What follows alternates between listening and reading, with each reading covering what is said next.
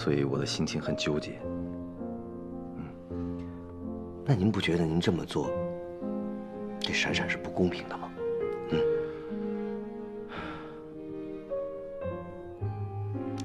你说的很对，但是在闪闪面前，我只当他坏人。你要辞职？能告诉我为什么吗？冬眠不接电话，你又要辞职？啊，不，这件事儿跟冬眠真的没有任何关系啊！主要是我老公他不太想让我出来工作，所以我得考虑他的感受。好吧，既然我留，你也非要走，想回来的话，再给我打电话。谢谢戚总，那我走了。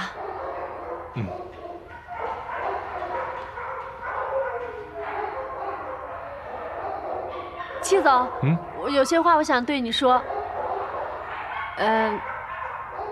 你知道冬眠他离过一次婚，其实他对婚姻的那种不安全感，也并不是全部来自于他上一次婚姻，还有很多很多。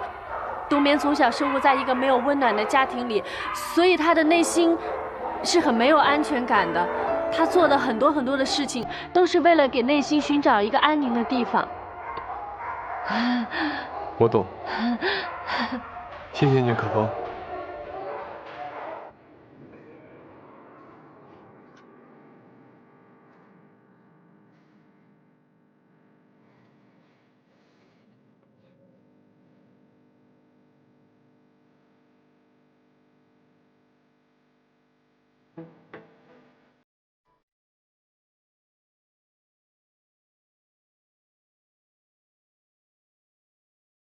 走开！说来就来，说走就走，都2回了，你知不知道？你是人吗你？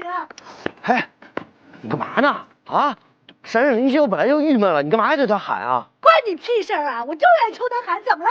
走开！不行，不能对他喊。我不对他喊，我对你喊啊！可以啊，你可以对我喊。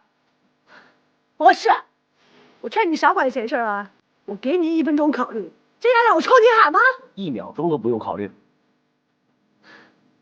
行，那今天我说什么你就做什么，不许反悔。